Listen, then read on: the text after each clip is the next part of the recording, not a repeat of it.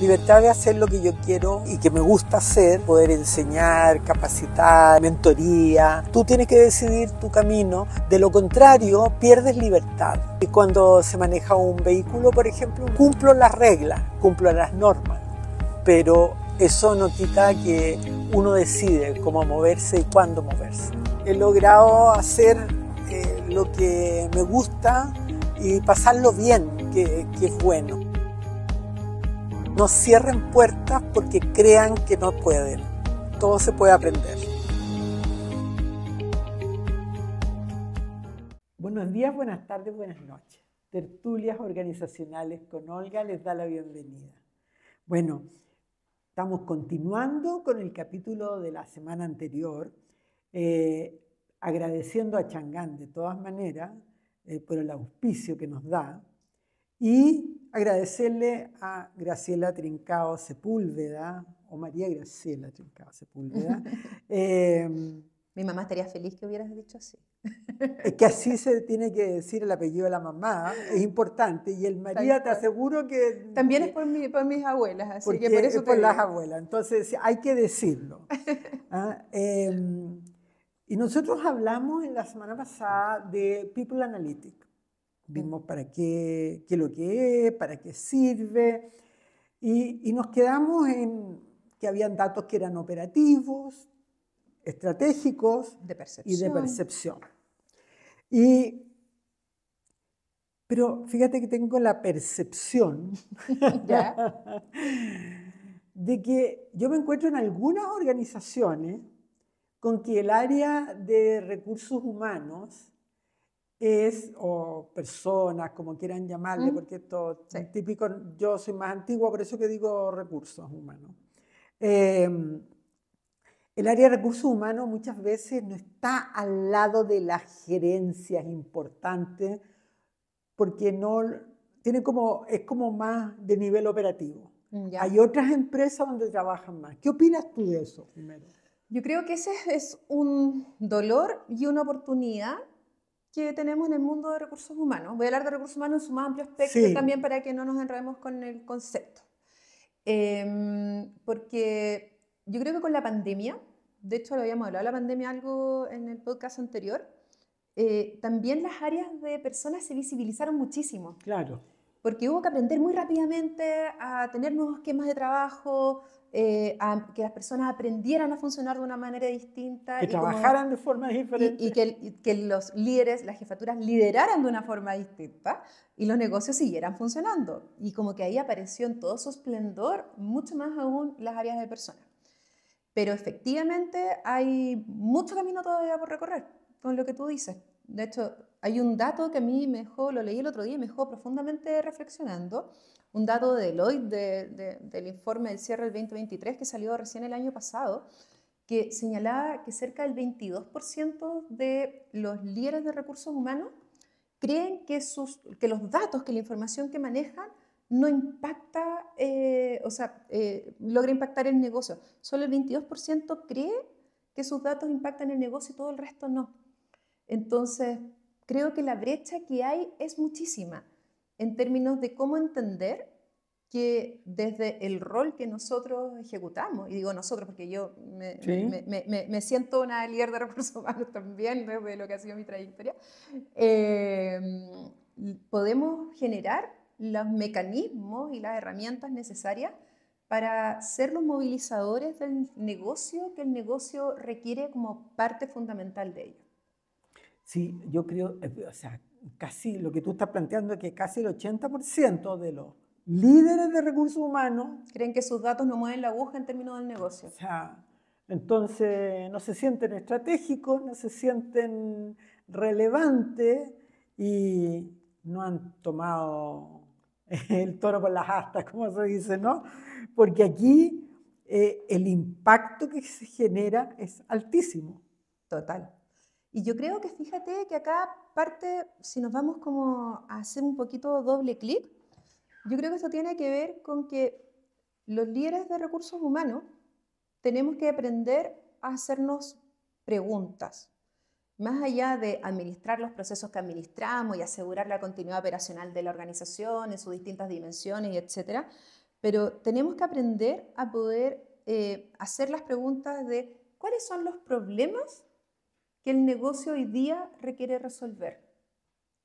Y esas preguntas pocas veces las hacemos porque si es que no tenemos claro cuáles son esos problemas y no nos hacemos esas preguntas, por lo tanto no podemos establecer herramientas o identificar soluciones que puedan, por lo tanto, hacerse cargo de ello. Claro. Porque si no pasa lo que hablábamos en el podcast anterior, que claro, podemos medir la tasa de rotación, podemos medir las HH, las horas de capacitación al año. Claro. Ok, podemos hacer la evaluación de desempeño, la encuesta de clima o de cultura, porque lo hacemos todos los años. Pero esos datos, ¿qué tipo de información me pueden proporcionar que vaya a resolver los problemas más estratégicos que el negocio hoy día necesita? ¿En qué me está ayudando?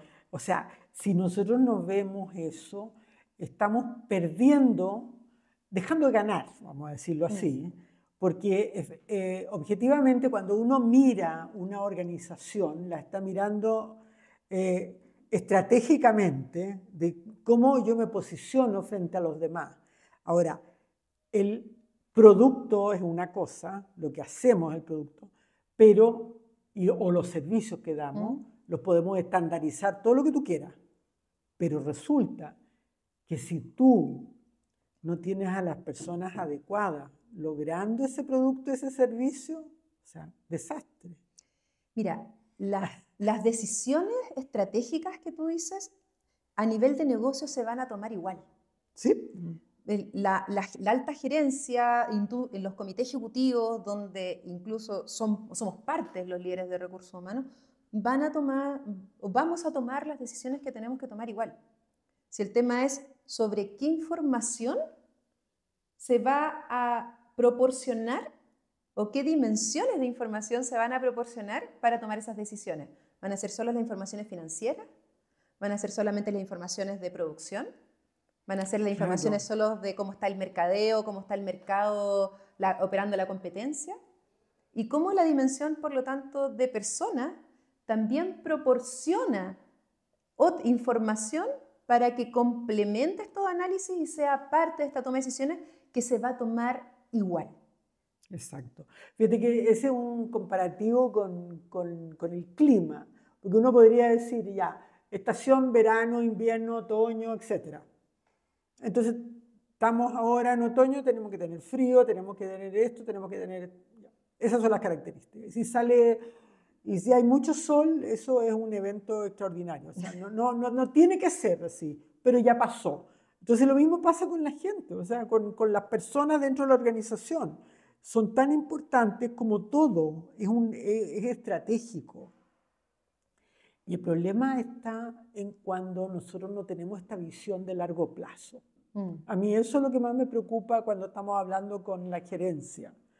Si ese estratega, el que ve holísticamente la empresa, el que lidera holísticamente la empresa y la estrategia. Entonces, me gustaría que me apuntaras un poco más a... Nosotros habíamos hablado de que podíamos dividir el People Analytics en...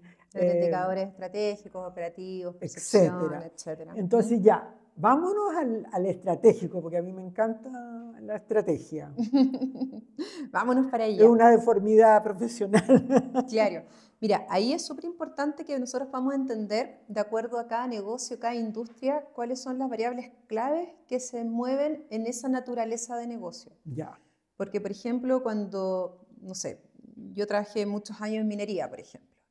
Y en minería, una de las variables clave, además del EBITDA y los resultados financieros, estaba, por ejemplo, la productividad que se medía en términos de las toneladas producidas por persona y cuántos centavos de dólar nos costaba producir cada tonelada. Claro. Y uno eso lo comparaba con el mercado y sabías tú estabas en el primer cuartil, segundo cuartil, tercer cuartil y etcétera, ¿ya? Y por lo tanto te ibas desafiando desde esa perspectiva.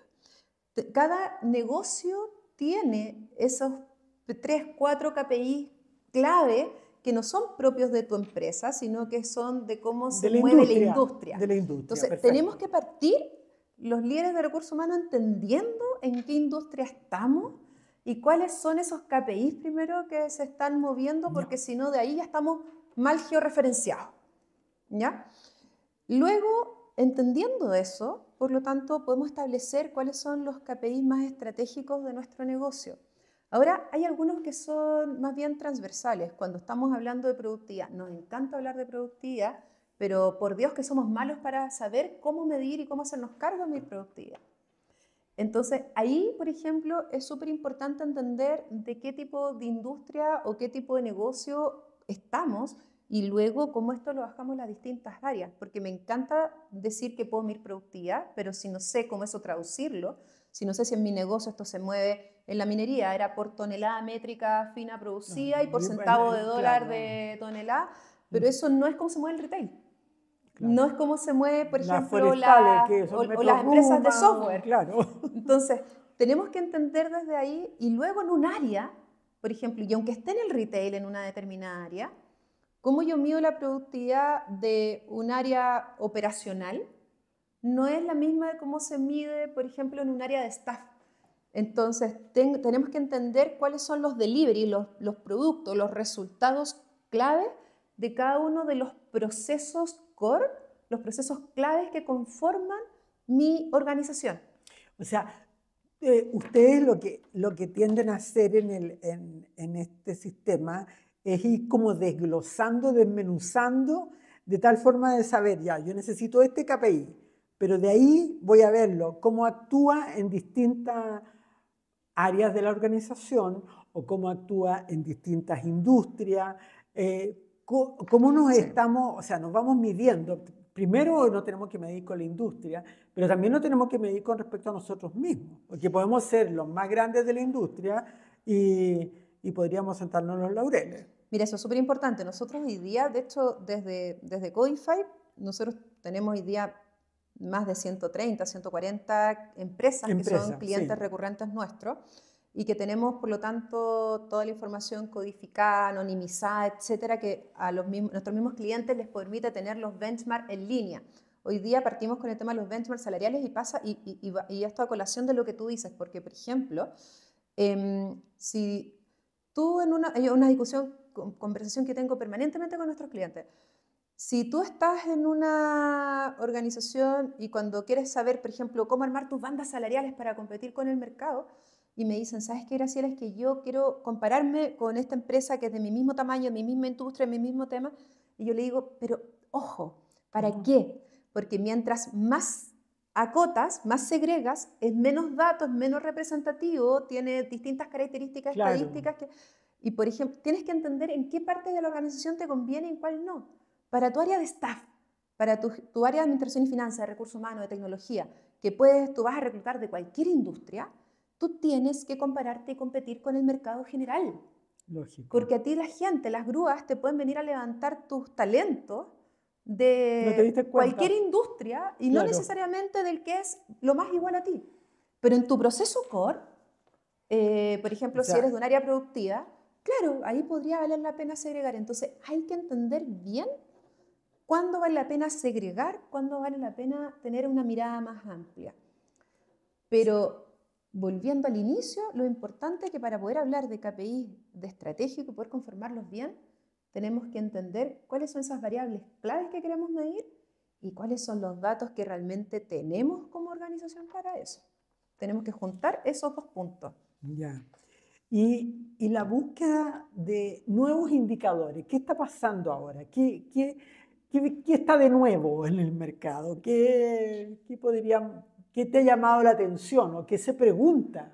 Mira, lo que más vienen nuestros clientes, lo que más en general yo veo que las empresas están como ávidas de saber, yo creo que por los desafíos que estamos viendo desde el punto de vista de mercado, de la competitividad, de las restricciones económicas que estamos viviendo, estas contracciones, hay mucha necesidad de información de compensaciones. Hay organizaciones donde las compensaciones, por ejemplo, en empresas de consultoras, de software, donde todo el tema radica más o menos en las personas, tu planilla de compensaciones puede ser el 80% de tu presupuesto de gasto de la empresa. Claro. Y por lo tanto, tomar decisiones ya no las puedes hacer así como solamente con lo que me dijeron, con lo que yo creí, con lo que yo pensé, con lo que hice antes y repitiéndolo para adelante. eso queda como bien fuera. Entonces, hay mucho de necesidad de saber qué está pasando en esa línea. Y yo diría que lo otro tiene que ver con el diseño de la estructura. Tú sabes que se han cambiado todos los mecanismos, los nuevos esquemas de trabajo. Hablamos mucho de las nuevas formas de trabajo, que si nos fuimos a teletrabajo, que ahora volvimos del teletrabajo, que el sistema híbrido, que más híbrido, menos híbrido. Entonces, saber cómo está organizada mi competencia o la industria, qué es lo que más está funcionando, si en una empresa el área de marketing está dentro de comercial, está fuera de comercial, si recursos humanos está dentro de administración, fuera de administración, si está bien que seamos 5 personas para 1000 de la dotación o tuviéramos que ser más. Ese tipo de información que me permite comparar y saber qué es lo que está pasando para yo poder tomar decisiones sobre cómo me estructuro, cómo me armo para llevar adelante mi estrategia de negocio, es una necesidad que yo escucho permanentemente todos los días. Oye, vamos a tener que hacer un capítulo aparte de estructura, porque es que es un mundo. Es que a mí siempre me ha atraído eso, el tema de la estructura organizacional, porque, bueno, imagínate antiguamente estas estructuras que se hacían estos organigramas y se pegaban en la entrada de la empresa poco menos. Y te funcionaba, tú más o menos volvías el año siguiente y era más o menos así. Y seguía, entonces, y la gente no quería moverlo, y de hecho si tú hacías una descripción de cargo quedaba a la grande. Claro. Pero claro, ¿qué es lo que necesitamos? O sea, tenemos que saber que primero la estrategia y la estructura sigue la estrategia. Tiene que ser funcional. Y las personas tienen que ser los perfiles necesarios. Exacto. Que le den vida a esa estructura en la medida que va evolucionando nuestra estrategia.